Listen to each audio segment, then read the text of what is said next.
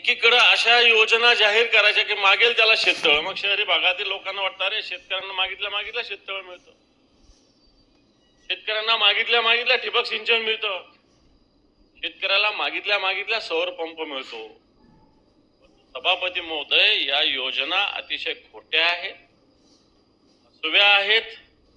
मागेल त्याला तर मुळीच मिळत नाही, बिलकुल मिळत नाही. आणि म्हणून या सगळ्या विषयाचा जर विचार केला तर मला असं वाटतं शेततळ्याचा विचार आपण जर केला तर आज स्थिती काय, सगळ्या ठिकाणी जर शेततळ्याचा जर विचार केला, डिमांड आणि सप्लाय मध्ये प्रचंड फरक आहे सभापती महोदय. त्याच्यात पुन्हा लॉटरी काढली जाते, त्याच्यात वेगवेगळ्या पद्धतीनं जे जमिनीचा दर्जा पाहून वेगवेगळ्या पद्धतीनं निधी दिला जातो. मला असं वाटतं कृषी मंत्री महोदय, याच्यात दुरुस्ती होण्याची आवश्यकता आहे. खडकाळ जमीन असो किंवा काळी सुपीक जमीन असो, याला वेगवेगळा खर्च येतो. सगळ्याला सारखा 75,000 रुपये खर्च येत नाही, काहीला जास्त येतो. खडकाळ जमिनीला वेगळा खर्च येतो आणि सुपीक जमिनीला, जी काळी जमीन असते, याला वेगळा खर्च येतो. फक्त या सगळ्या विषयाचा सुद्धा विचार होण्याची आवश्यकता आहे. मागेल त्याला शेततळ देताना जमिनीचा दर्जा हा पाहण्याची आवश्यकता आहे. बाकी महाराष्ट्राचं सांगत नाही, परंतु कृषी मंत्री नाशिकचे म्हणून मी सांगतो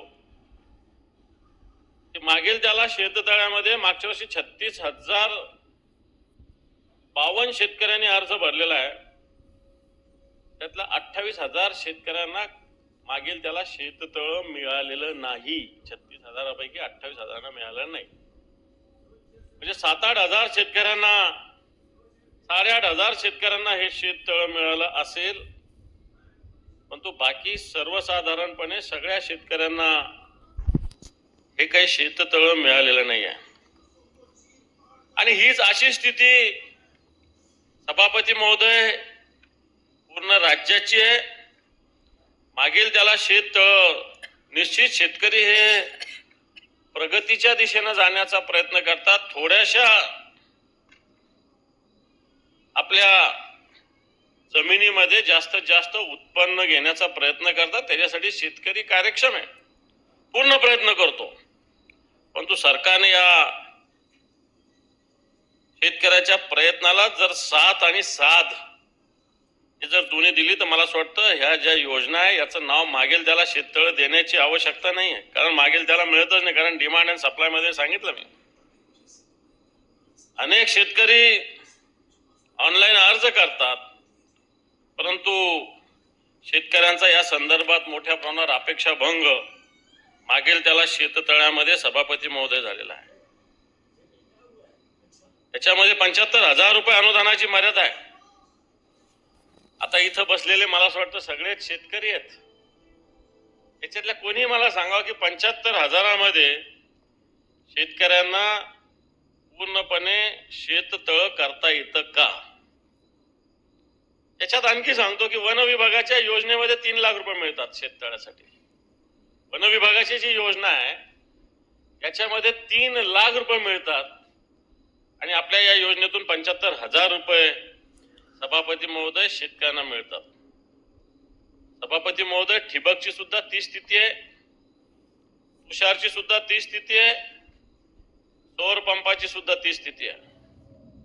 ठिबक सिंचन एक शेतकऱ्यांना आवडणारा आणि शेतीसाठी आवश्यक असणारा भाग आहे. आणि हा ठिबक सिंचनाच्या बाबतीत सरकार मागेल त्याला ठिबक सुद्धा देण्याची घोषणा सरकारने केलेली आहे. सरकारच्या निकषानुसार ठिबकचा भाव 89,000 रुपये. त्याला 20, मला असं वाटतं जो भाव असेल त्याच्या 80% रक्कम सरकार देते. प्रत्यक्षात या ठिबकचा बाजारात भाव 1.25 लाखापासून 1.5 लाखापर्यंत आहे. सरकार 89 लाखाची तर घोषणा करते, त्यातला 20% मिळत नाही. परंतु बाजारात गेल्यावर या सगळ्या ठिबकचा भाव 1.25 लाखापासून 1.5 लाखापर्यंत आहे. सभापती महोदय, तुषारची सुद्धा ती स्थिती आहे.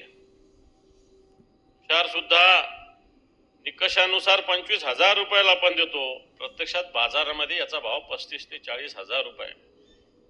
सभापती महोदय, मागच्या काळात नांदेडमध्ये जे आपले सीमावर्ती भाग आहेत तेलंगणाचे, इथल्या शेतकऱ्यांनी पलीकडच्या तेलंगणाच्या शेतकऱ्यांची ठिबकची योजना खरेदी करून आणली सभापती महोदय, 4-4, 5-5 हजार.